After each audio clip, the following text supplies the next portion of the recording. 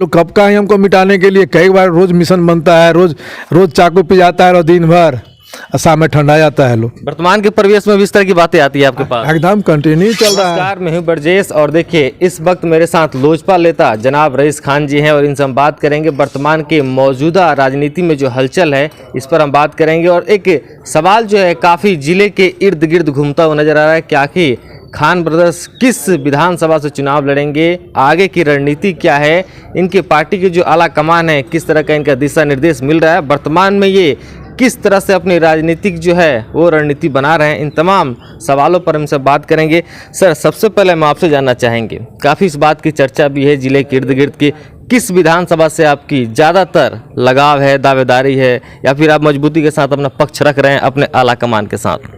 सबसे पहले आप मीडिया भाई को मेरे तरफ से नमस्कार और प्रणाम। सिवान के समस्त जनता को मेरा सलाम और प्रणाम। आपका जो सवाल है किस विधानसभा से, तो आपके मीडिया के माध्यम से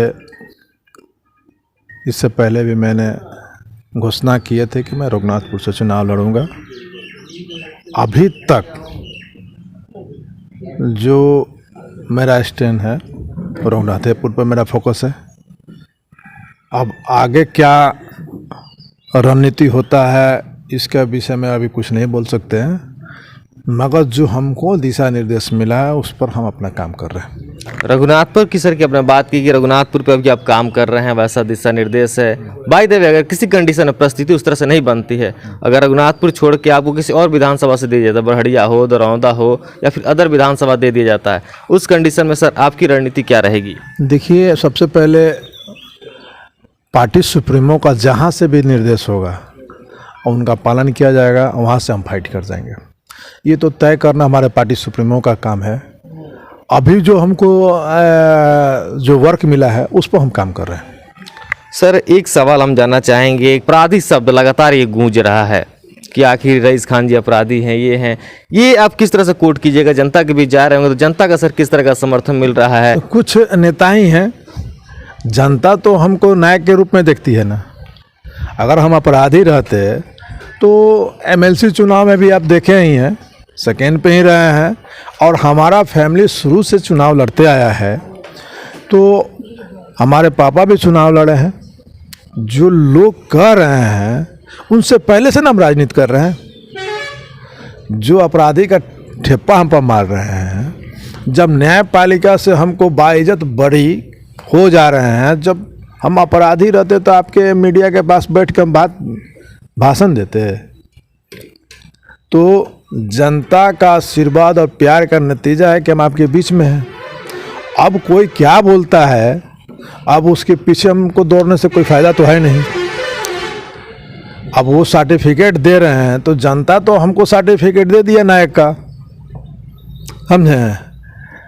हम जनता के बीच, जनता न तय करेगी। आपको बोलने से क्या होता है? आप जब राजनीति शुरुआत किए तो उससे पहले से हम राजनीति कर रहे हैं। ऐसा तो नहीं है कि कहीं राजनीति के चक्कर में ये लोग आपको छवि को और धूमिल करने की कोशिश कर रहा है, और आप जब जनता के बीच जा रहे हैं और जनता आपको समर्थन दे रही है, प्यार दे रही है? ये सिवान के समस्त जनता इस बात को भली भांति जानती है कि कौन क्या है। आपको चांस भी मिला, आपको चुन कर भी भेजा गया, तो आप सिवान के समस्त जनता के लिए क्या किए हैं, सिवान के समस्त जनता इस बात को जानती है और इसका जवाब अच्छी तरह से दे भी दे रही है।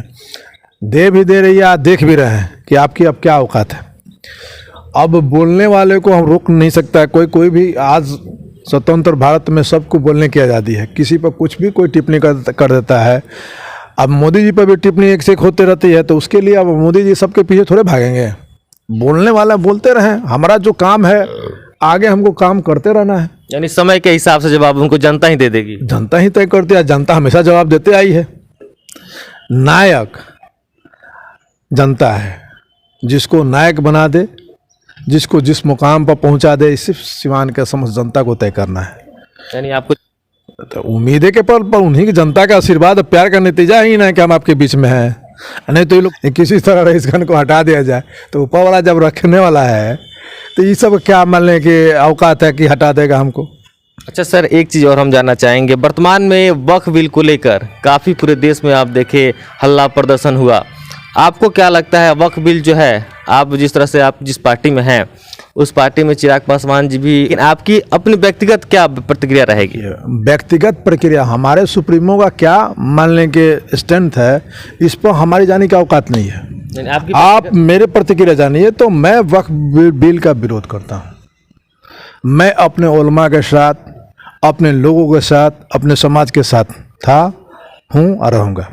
अच्छा, एक अंतिम सवाल सर हम ले लेंगे। जाति आधारित जन कराने की बात जो है सरकार का भी निर्देश आया हुआ है, आप इसको कैसे देखते हैं? कितना ये धरातल पर प्रभावी रहेगा? ये तो प्रभावी बहुत बढ़िया से रहेगा और हमारे सुप्रीमो का ये और इसमें बहुत बड़ा योगदान है और केंद्र सरकार का भी बहुत बड़ा योगदान है। जाति गणना होना चाहिए था। अब उसमें ये सर्टिफाई हो गया है कौन कितने समाज से आते हैं, कितने लोग दबे हुए हैं। अब सरकार का पहल है कि अपने समाज को, अपने लोगों को जाति गणना के आधार पर मजबूती कितना प्रदान करना, ये सरकार का दायित्व बनता है। और ये बहुत अच्छी बात है जो इस तरह का प्रक्रिया आज 10 साल से, हम 8 साल से सुनते आ रहे हैं। जाति गणना कभी पेंडिंग जा रहा था, कभी आज पास हो गया, तो इससे बहुत बड़ी खुशी की बात है। यानी आप समर्थन करते हैं? हम समर्थन करते हैं इसका। तो देखिए जनाब रईस खान जी थे, और देखिए अभी हाल फिलहाल की जो मौजूदा राजनीति है इन पर तो बातें हो गई, लेकिन अब कुछ ही दिनों में यानी महीने 2 महीने में ये भी डिक्लेयर हो जाएगा पार्टी की जो अलायंस है उस पर सीटिंग पे बैठक होगी और कौन से विधानसभा से किस प्रत्याशी को टिकट दिया जाएगा, कौन से विधानसभा से किसको सीटें जाती है, ये बहुत जल्द हम लोग के सामने देखने को मिलेगा। और उस वक्त भी हम आपको ग्राउंड रिपोर्टिंग ऐसे ही दिखाएंगे कि जनाब रईस खान जी हैं जो लोजपा पार्टी में ज्वाइन किए हुए हैं और किस विधानसभा से इनको टिकट मिलता है, ये हम लोग के लिए देखना काफ़ी दिलचस्प रहेगा। तब तक बने रहे मेरे साथ।